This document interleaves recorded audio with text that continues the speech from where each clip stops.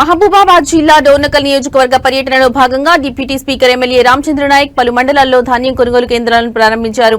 నరసింహులపేట మండల కేంద్రంలోని రైతు వేదికలో నిర్వహించిన మహిళా సమైక్య సభ్యులకు చీరలు పంపిణీ చేశారు. ఈ సందర్భంగా డోర్నకల్ నియోజకవర్గ శాసనసభ్యులు ప్రభుత్వ విప్ డాక్టర్ రామచంద్ర నాయక్ మాట్లాడుతూ పేద మధ్య తరగతి వర్గాల ప్రజలకు పార్టీలకు అతీతంగా అభివృద్ది ఫలాలు అందించాలని అధికారులకు కార్యకర్తలకు సూచించారు. కాంగ్రెస్ ప్రభుత్వం ఏర్పడినప్పటి నుంచి రాష్ట్రంలో మహిళలకు అధిక ప్రాధాన్యతనిస్తూ సంక్షేమ పథకాలలో మహిళలను భాగస్వామ్యం చేస్తుందని చెప్పారు. మహిళలను ఆర్థికంగా బలోపేతం చేసేందుకు స్వయం సహాయక సంఘాల సభ్యులకు వడ్డీ లేని రుణాలు, ఇందిర మహిళా శక్తి ద్వారా పెట్రోల్ బంకులు, క్యాంటీన్లు, సోలార్ పవర్ ప్లాంట్ల నిర్వహణ, ఆర్టీసీ బస్సులకు యజమానులు చేయడం వంటి స్వయం ఉపాధి రంగాలలో మహిళలను ప్రోత్సహిస్తున్నట్లు తెలిపారు.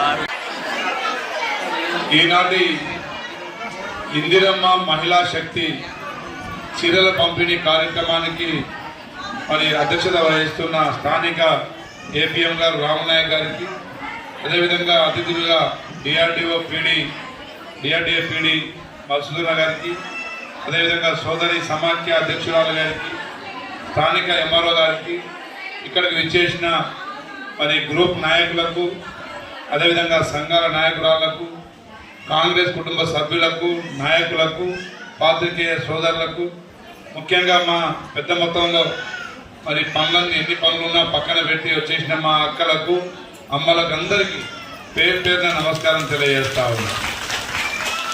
ముఖ్యంగా వేసినాం, నల్లాలు ఇచ్చినాం. మహిళలకు అందరికీ ఆర్టీసీ బస్సులో ఉచిత ప్రయాణం కల్పించాం. ఆ ఉచిత ప్రయాణం కూడా మా కొంతమంది టీఆర్ఎస్ మొగోళ్ళు తట్టుకోవట్లేదు, బస్సులో మాకు సీట్లు ఇవ్వట్లేదు అని చెప్పేసి దానికి కూడా దుష్ప్రచారం చేస్తూ ఉన్నారు.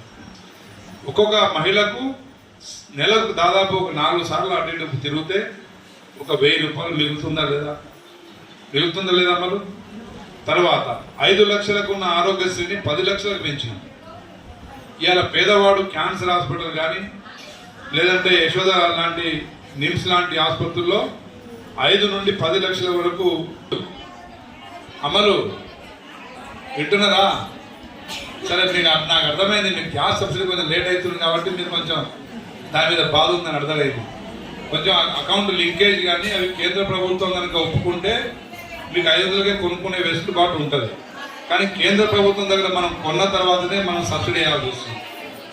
అదేవిధంగా 200 యూనిట్ల కరెంటు దాదాపు గ్రామాలలో 80% ఇళ్లకు ప్రభుత్వమే కరెంటు బిల్లుగా చెల్లిస్తా ఉంది. అవునా కాదా? మరి కాదన్న దానికి ఏమో సౌండ్ చేసిరు, అవునన్న దానికి సౌండ్ చేయాలన్నా వద్దా? 80-90% ఇండ్లు ఊళ్ళలో 200 యూనిట్ల కరెంటు ప్రభుత్వం చెల్లిస్తూ ఉంది. ఒక్కొక్క ఇంటికి నెలకు 500 రూపాయలు బిల్లు కట్టేది గతంలో. 500 చొప్పున ఒక ఇంటికి సంవత్సరానికి ఎంత అవుతుందమ్మా? 12×5 60, అంటే 6000 రూపాయలు సంవత్సరానికి మీకు కరెంటు ద్వారా ఆదా అవుతుంది.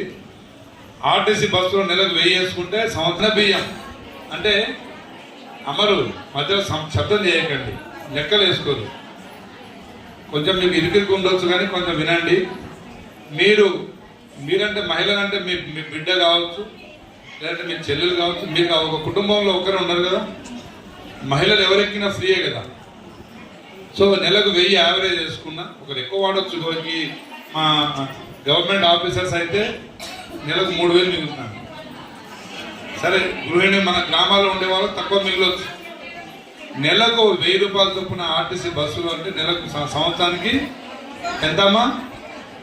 సంవత్సరానికి ఎంత మిగులుతున్నట్టు? 12,000. సన్న బియ్యం కార్యక్రమం గతంలో దొడ్డు బియ్యం ఇస్తే కోళ్లకు దాణా కోసమో లేకపోతే పశువులకు దాణా కోసమో దాన్ని వాడేది. ఇవాళ రాష్ట్ర ప్రభుత్వం రేవంత్ రెడ్డి గారు సన్న బియ్యం ఇచ్చినాక ఎవరన్నా బియ్యం అమ్ముకుంటున్నారా? కేజీ 40 రూపాయలు బయట కొంటే ఒక్కొక్కరికి 20 కేజీలు 6 కేజీలు చొప్పున నలుగురు ఉంటే 20 కేజీలు యావరేజ్గా ఒక వ్యక్తికి 6 కేజీలు నెలకు ఇస్తున్నప్పుడు నెలకు నలుగురికి 20 కేజీలు 20 కేజీలు 40 రూపాయలు చొప్పున వేసుకుంటే దాదాపు 1000 రూపాయలు. 1000 రూపాయల చొప్పున